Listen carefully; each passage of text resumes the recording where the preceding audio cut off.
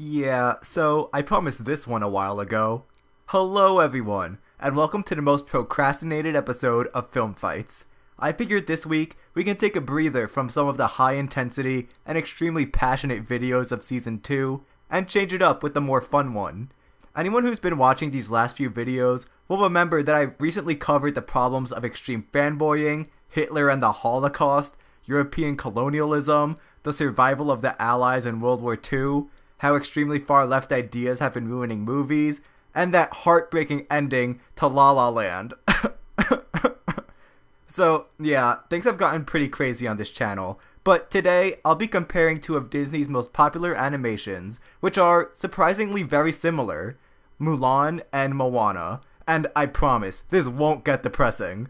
One of them is about a young woman who's pressured by society and her parents to be something that she isn't, but when her civilization is under imminent danger, our protagonist leaves behind what's expected of her and discovers who she truly is during her quest to save her world. Oh yeah, and on the way, she meets a ripped dude whose song completely eclipses the other great song our protagonist sang about how she's not who society needs her to be. And then the other movie is, well, the same thing. Wow, those writers at Disney are just drowning in creativity. Good job, guys, good job. After watching Moana, I thought, wait, did I just watch Mulan? Come on, guys, when we talk about recycling, this isn't what we mean. So, today we're going to determine which heroine is more epic. wait, scratch that. We're going to talk about which Disney female protagonist is more epic. Yup, there you go, that's better. Which Jack guy is more awesome, and in the end, which Mulan is better, Mulan or Moana?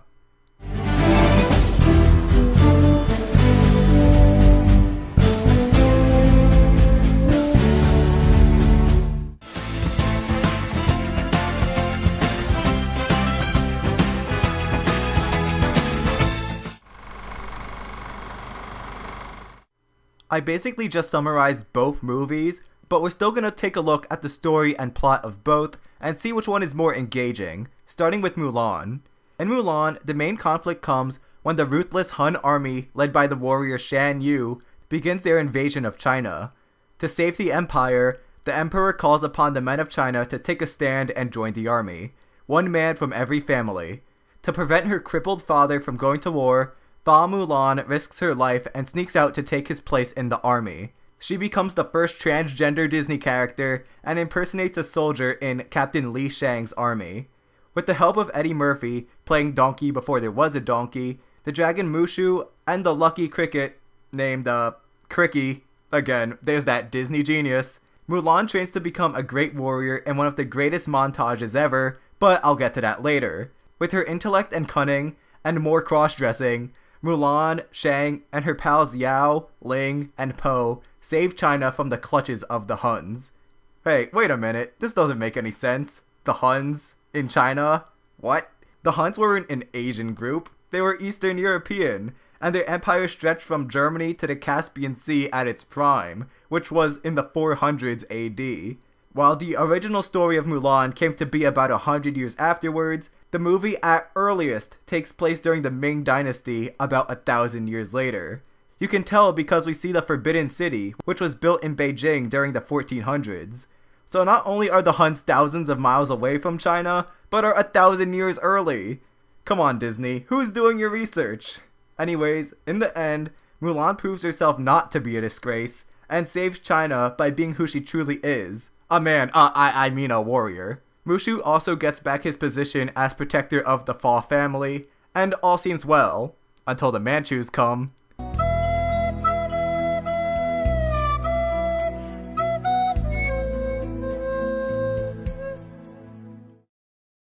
Mulan 2, Moana, is essentially the same thing, but with its own Polynesian spin on it.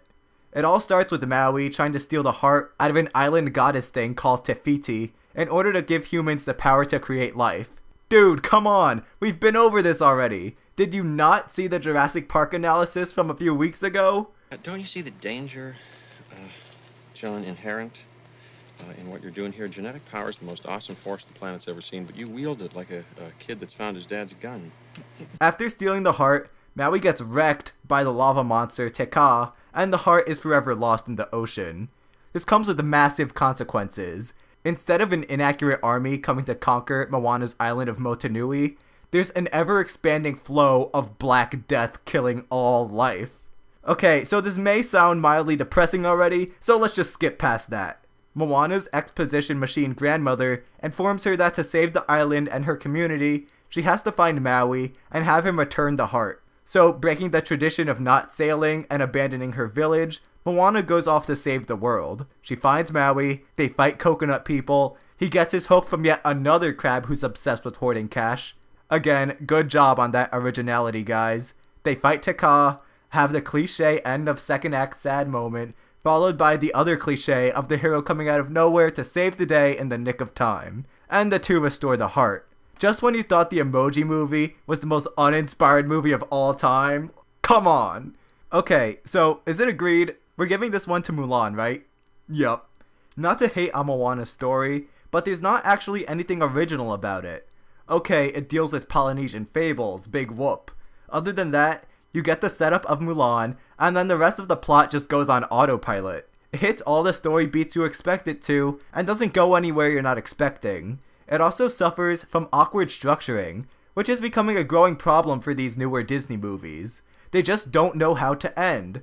Usually, they wrap themselves up under the 90-minute mark, the tension dies down, and everything seems to be settled, but to extend the length of the movie, the heroes don't complete their mission when they should, separate, regroup, and go back to finish their quest.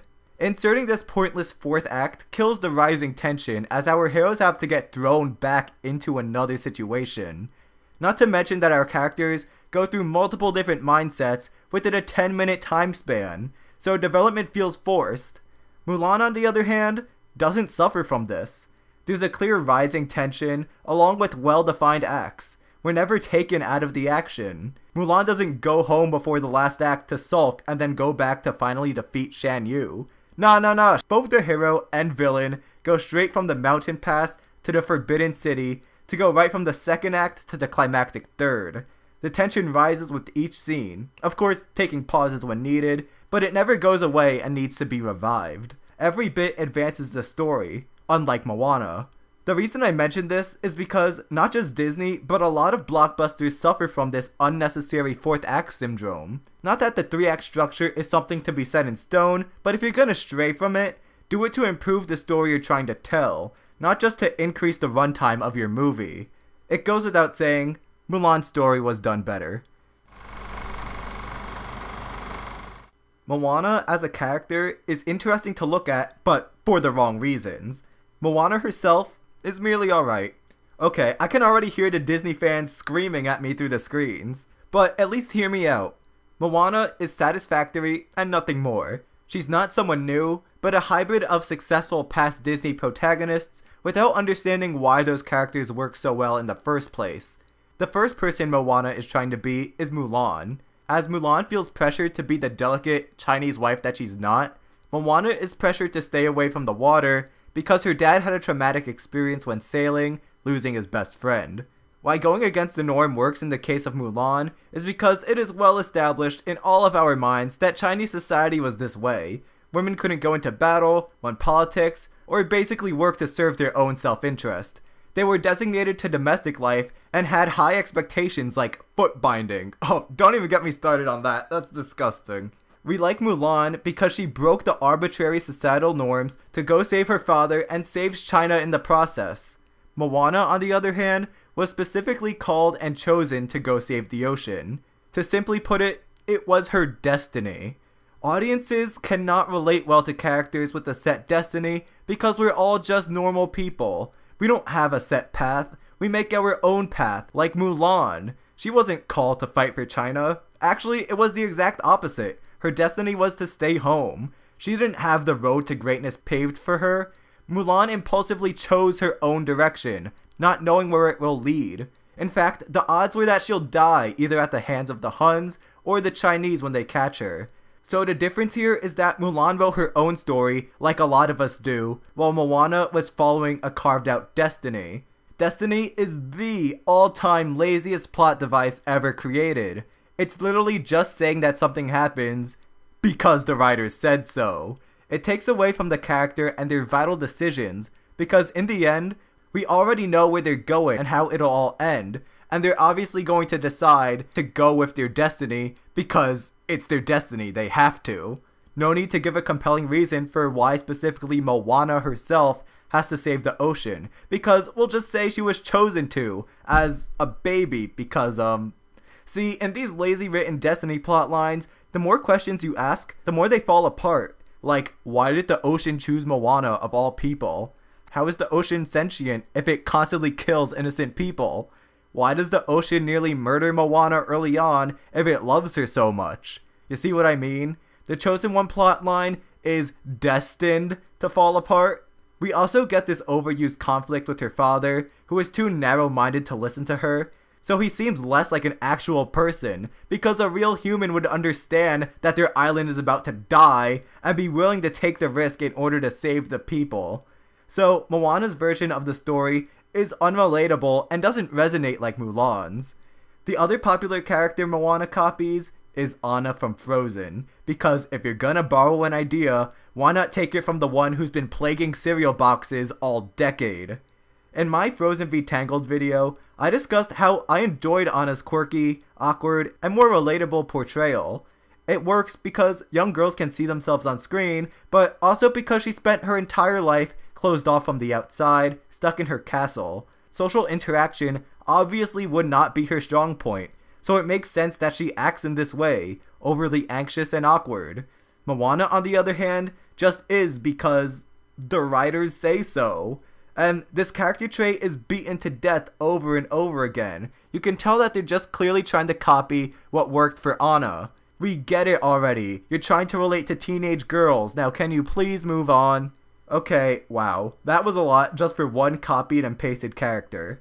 If you didn't catch on yet, I like Mulan. She feels more realistic than Moana, without constantly pandering to the audience. She has her own character traits, but they're not bashed into your head over and over. She's also one of the few Disney heroines that has a real character arc. Everyone else is pretty much perfect already. Not Mulan. She's sly, mischievous, clumsy, and very impulsive. She tries cheating on her trip to the matchmaker, finds ways to cut corners on her chores, speaks up when she shouldn't, and of course, sneaks out to take her father's place in the army. But over time, while training in Shang's army, Mulan becomes more disciplined.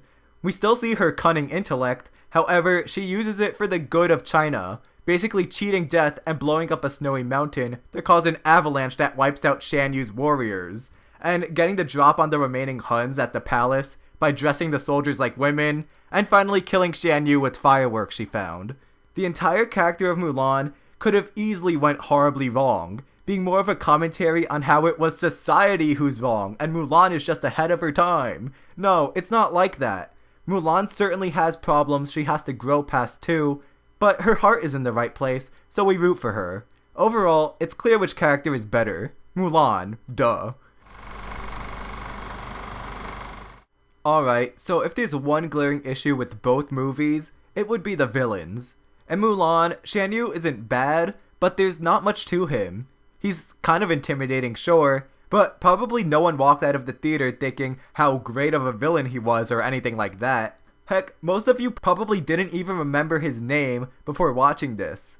This is sort of the same problem Marvel has, in that there's no time devoted to developing the antagonist, so they just end up being a blank space for the hero to fight. Shan Yu's not nearly as boring and generic as someone like Steppenwolf from Justice League, but there's not much to him. He just wants to prove his superiority to China and its emperor. That's all. Maybe they could have done more with him, like, oh, I don't know, maybe he's a descendant of Attila the Hun, and he wants to re-establish his people's prominence and prove himself worthy of the name. It wouldn't be amazing, but it's something.